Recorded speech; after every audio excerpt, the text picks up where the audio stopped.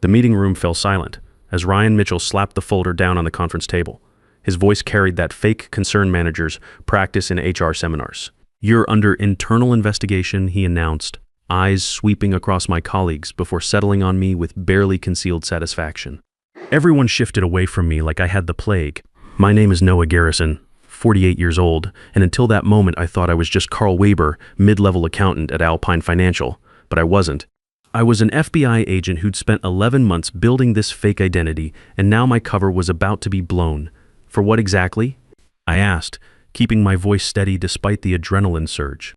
Unauthorized system access, data transfers during unusual hours, excessive interest in accounts outside your department. Ryan ticked off each accusation like he was reading from a script. Pretty serious stuff, Carl. The team avoided eye contact. Deanna Reed, who had borrowed my stapler that morning with a smile, suddenly found her notepad fascinating. Rob Martinez, who had invited me to his daughter's birthday last weekend, examined his watch like time might stop if he stared hard enough. "We've been monitoring your activities for weeks," Ryan continued, clearly enjoying himself. "The evidence is substantial. My palms stayed dry, not from fear, from calculation." This was happening 3 weeks ahead of schedule, but I'd been in worse situations during my Army days. Sarah would have been proud of how calm I stayed. God, I missed her. "I'd like to see this evidence," I said. "That's not how this works. Sign this." He slid a document across the table. "Simple admission of improper conduct. We'll make this discreet. You'll be escorted out today with 2 weeks severance." The alternative hung unspoken in the air. "Don't sign and they'd make an example of me. And if I refuse?" I asked. His smile tightened, "Then things get less pleasant." Much less. The team watched this exchange like spectators at a car crash. These people who'd praised my work yesterday now waited to see how thoroughly I'd be destroyed. I reached for my phone. "This isn't a negotiation." Ryan snapped. "You don't get to call anyone." I ignored him, dialing with deliberate calm. Military training kicked in. Stay focused. Execute the mission. "Hello, is this the FBI?" I maintained unwavering eye contact with Ryan. "Yes, this is Agent Garrison. The bridge is compromised. I repeat, the bridge is compromised." Ryan lunged across the table, reaching for my phone. "What the hell do you think? Code yellow at location Sunflower?" I continued, dodging his grasp with reflexes honed by years of combat training. "Request immediate backup." Chaos erupted. My supervisor knocked over his chair, scrambling to reach me. 2 senior managers bolted toward the door. The remaining team members froze, confusion replacing their judgment. "He's bluffing," Ryan shouted, his face reddening. "Security." I stood my ground, using the same calm I'd maintained under enemy fire in Afghanistan. "Am I?" The security guard appeared at the doorway, looking uncertain. For one heart-stopping moment, he moved toward me instead of Ryan. Had my message failed? Was my team not in position? Then came the thunder of footsteps in the hallway. "Federal agents, everyone stay where you are." Ryan's face transformed from rage to disbelief as a dozen agents flooded the room. My actual colleagues, not the strangers I'd pretended to work alongside for nearly a year. "This is ridiculous," Ryan backed away. "We were following standard procedure for employee misconduct." "Save it," said Agent Mason Ford. "Handcuffs already out. We've heard enough over the wire he's been wearing." My colleagues stared at me, comprehension dawning in their eyes. I wasn't Carl Weber from accounting after all. As Ryan was read his rights, our eyes locked. His held something I'd waited 11 months to see. The realization that he wasn't untouchable after all. The beginning of justice for 1,200 people who had no idea what had been happening to their money. But this wasn't the end. It was barely the beginning. Let me tell you how this all started. 3 years ago, my wife Sarah died from a heart attack at 45. The stress killed her. Stress from watching our retirement savings disappear through a scheme almost identical to what Alpine was running. Small fees, mysterious charges, money that vanished bit by bit until we couldn't afford her heart medication. I'd been a forensic accountant for 23 years before that, good at spotting financial irregularities. Started right out of college at 25. Worked my way up through various firms. But when it happened to us, I was just another victim. The shame of not seeing it coming, of failing to protect my own wife, ate at me every day. After Sarah's funeral, I sold everything and joined the FBI. At 45, most people thought I was crazy. Career change that late in life? But I had a mission now. My Army background from my 20s helped. They liked the discipline, the ability to follow orders, the tactical thinking. More importantly, they needed someone who understood both finance and field operations. When the pattern of complaints about Alpine Financial reached our office 18 months ago, I recognized it immediately. Hundreds of ordinary people reporting mysterious fees and vanishing funds. Small amounts, just enough to fly under the radar. The same pattern that had killed my Sarah. Nobody would steal just $50. My supervisor had said when I first brought the pattern to his attention. They would if they took $50 from thousands of people. I'd countered. Do the math. $5 $500 and Thomas $200 in dollars per month. That's $720,000 per year, and that's just one fee type. The numbers told the story, but we needed proof. 3 weeks of preliminary investigation revealed something bigger than we'd imagined. A sophisticated scheme targeting specific customer demographics, mainly older clients, immigrants with language barriers, and young adults with their first accounts. People less likely to question authority or understand the fine print. The team was skeptical about sending someone undercover. White-collar investigations typically involved warrants, not wires, but traditional approaches had failed with Alpine. They were too careful with their paper trail, too smart about covering their tracks. We need someone on the inside, I argued during the strategy meeting. Someone who can track the money as it moves, see how they operate day to day. It's risky, Agent Ford said. If they catch you, we lose everything. They won't catch me. I had the confidence that comes from surviving combat deployments. I know accounting, I understand their world, and I can blend in. That someone became me, Carl Weber, recent transplant from Phoenix with decent credentials and an unassuming manner. Perfect for a mid-level accounting position at Alpine Financial's main branch. We spent 2 weeks building the identity, creating employment history, social media presence, even getting me a Phoenix driver's license. Getting hired was surprisingly easy. They were expanding rapidly, needed experienced accountants, and my resume was solid. The interview went smoothly. I talked about wanting a fresh start after my wife's death from cancer. That part wasn't entirely fake. What followed was months of methodical work, building trust while hunting for evidence. I'd arrive early, make coffee for the team, volunteer for extra assignments. Classic military reconnaissance, blend in, observe, document everything. I learned about Diana Reed's struggles with fertility treatments and her husband's job at the power company. Rob Martinez was proud of his daughter's science fair projects and worried about his mother's diabetes. Jennifer Walsh complained about her teenage son's grades. These weren't criminals, they were ordinary people processing paperwork without understanding the bigger picture. All while I was secretly documenting the elaborate system Ryan Mitchell had designed. It was brilliant in its simplicity, and that's what made it so dangerous. Small fees automatically generated on certain types of accounts, minus a 2.500 maintenance fee here, a $5 transaction processing charge there. Administrative charges applied and then reversed, but leaving a tiny percentage behind, systematic rounding in the bank's favor that most customers never noticed. Each method yielding modest sums that, when multiplied across thousands of accounts, produced millions. I ran the calculations during my lunch breaks, using skills honed over 23 years in forensic accounting. The average victim lost about $15, $20 per month. Not enough to cause immediate alarm, but over a year that's $180, $240 per person. Multiply that by 1,200 accounts, and you're looking at $216,000 to $288,000 annually, just from the basic fee structure. Then add the rounding schemes, the reverse charges that left residual amounts, the administrative errors that always favored the bank. The money flowed through a labyrinth of internal transfers before disappearing into investment accounts registered to shell companies. I traced the digital trail using techniques I'd learned in financial crimes training, combined with old-school accounting detective work my mentors had taught me decades ago. The average customer losing funds would never connect these tiny deductions to the luxury cars in the executive parking lot or the performance bonuses awarded quarterly. Ryan drove a $80,000 BMW. His assistant had a brand new Mercedes. The regional manager just bought a vacation home in Colorado. Meanwhile, customers like Mrs. Patterson came in monthly, confused about her balance.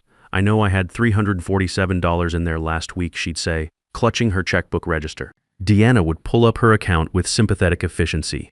Sometimes pending charges take time to show up, Mrs. Patterson. See? Here's your grocery store charge from Tuesday, and there's the utility payment. Mrs. Patterson would leave, still confused but too embarrassed to argue further. The system counted on shame and self-doubt to keep victims quiet. By month 3, I had confirmed the scheme existed and identified the basic structure. By month 6, I had mapped out the key players and understood the money flow.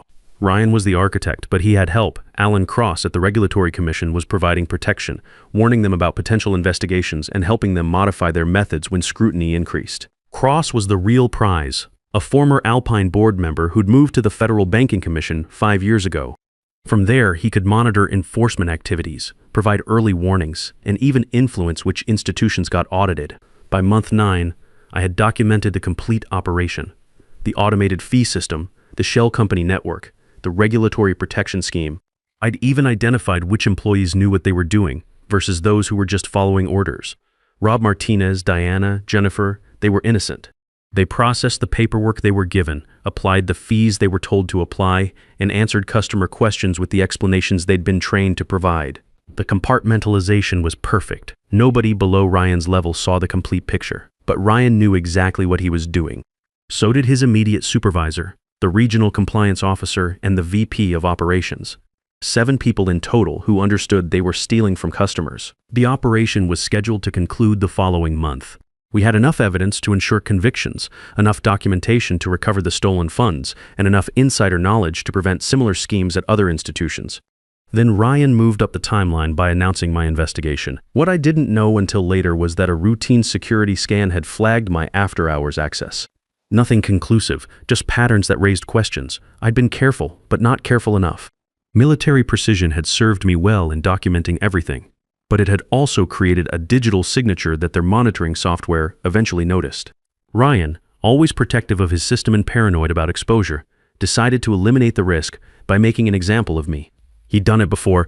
3 employees in the past 5 years had been publicly accused of misconduct, forced to sign away their rights, and escorted out under security guard escort. The perfect way to remove potential threats while sending a clear message to everyone else. Don't ask questions. Don't dig too deep. Don't think too hard about what you're processing. Except this time, he picked the wrong target.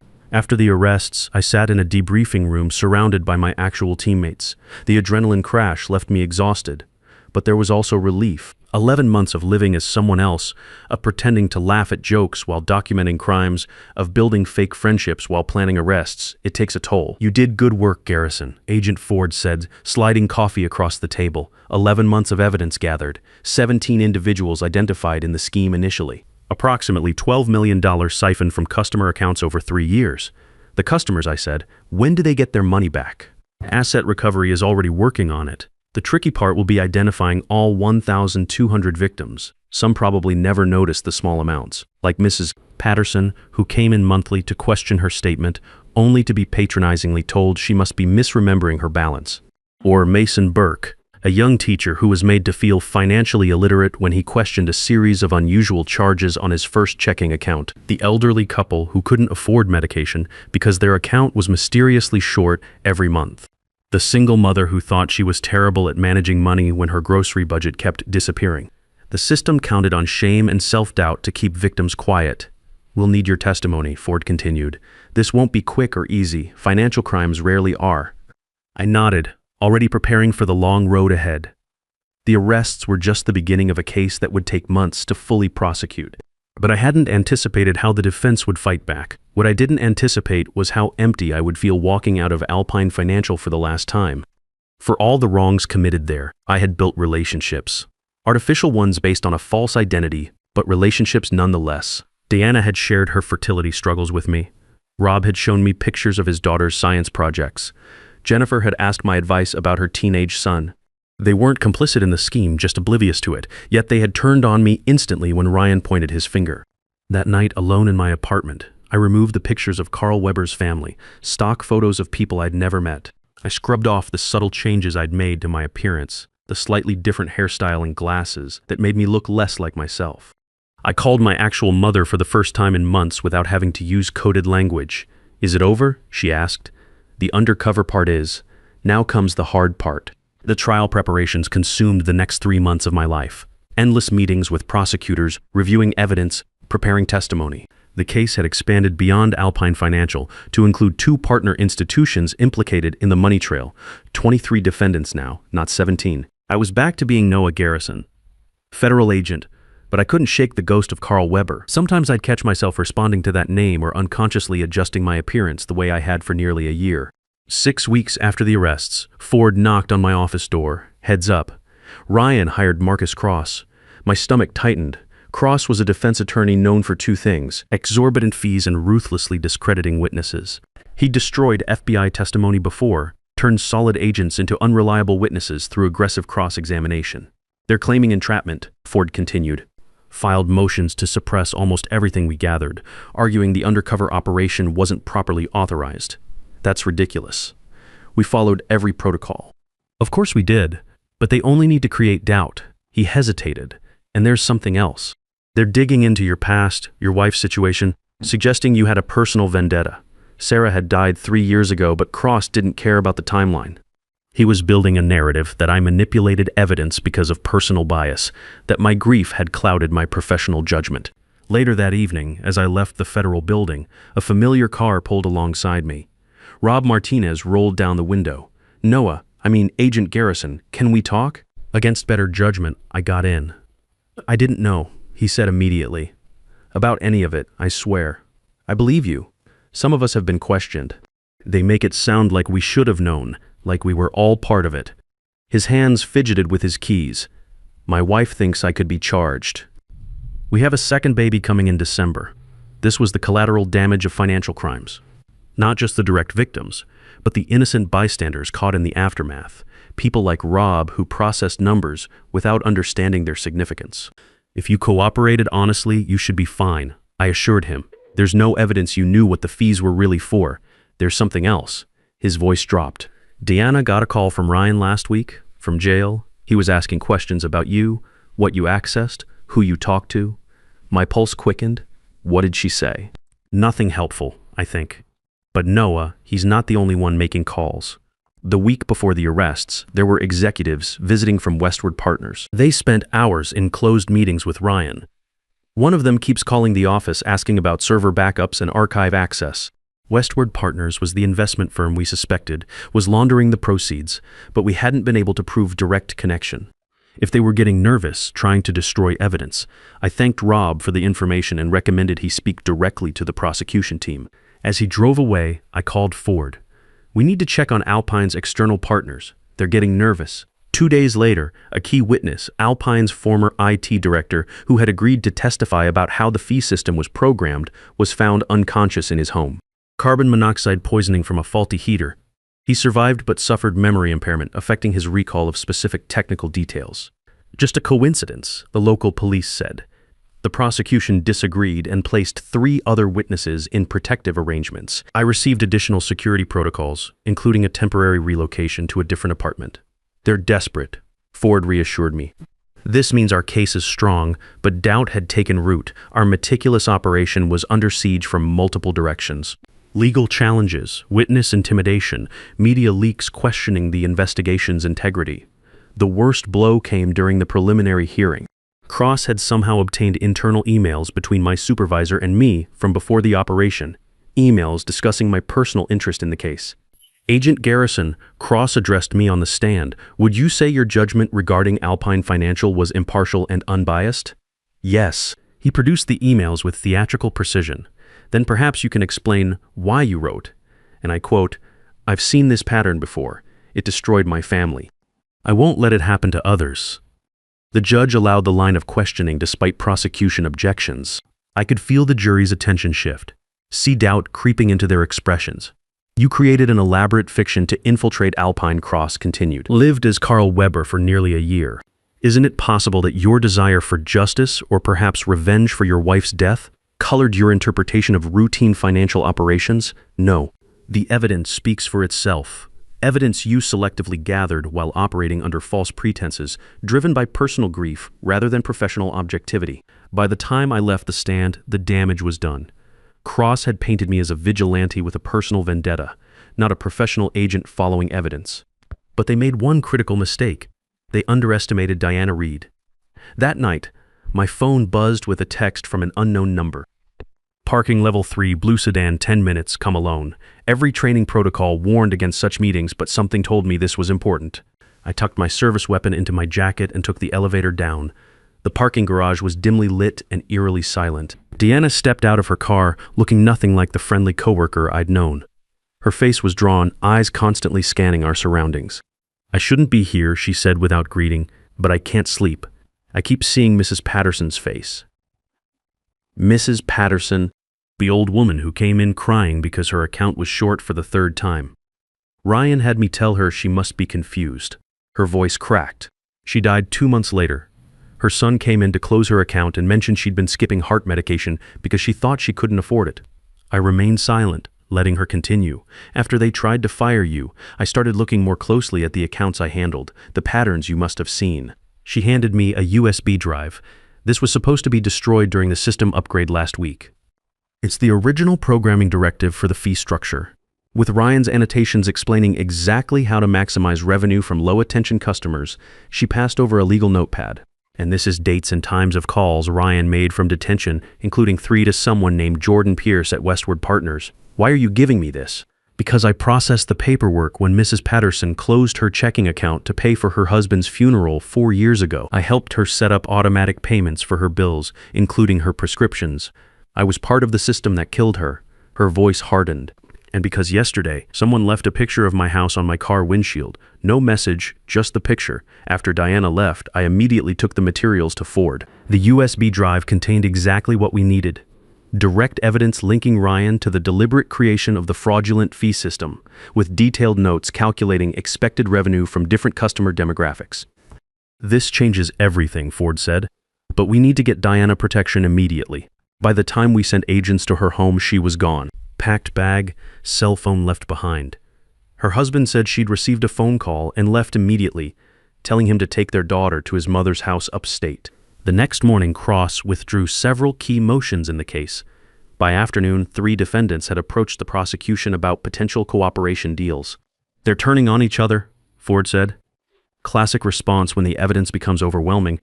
For the first time in weeks, I felt the case solidifying again. The prosecution's confidence grew with each new cooperation agreement. Even the judge seemed increasingly skeptical of the defense's arguments. The breakthrough came when Diana's evidence led us to Jordan Pierce, CEO of Westward Partners. Faced with the documented communications and his firm's role in laundering the stolen funds, Pierce agreed to cooperate fully in exchange for reduced charges. His testimony revealed the true scope of the operation. It wasn't just Alpine Financial. They were running similar schemes at 4 other institutions across 3 states, all coordinated through Westward Partners and protected by Alan Cross at the Federal Banking Commission. Cross tried to flee the country when Pierce's cooperation became public, but was arrested at a private airfield. When confronted with evidence from multiple cooperating witnesses, he broke and started naming other officials involved in exchange for consideration. The system Cross had built to protect himself became his undoing. Once the first domino fell, everyone rushed to save themselves, creating a cascade of cooperation that exposed the entire network. When the verdicts came in, Ryan and 14 co-defendants were found guilty on all counts. They received sentences ranging from 5 to 15 years. Alan Cross, the mastermind behind the regulatory protection, got 20 years for corruption and obstruction of justice. But the true victory came after the sentencing, when the judge announced the creation of a comprehensive restitution fund. More than 1,200,000 people would finally recover what had been stolen from them, with interest.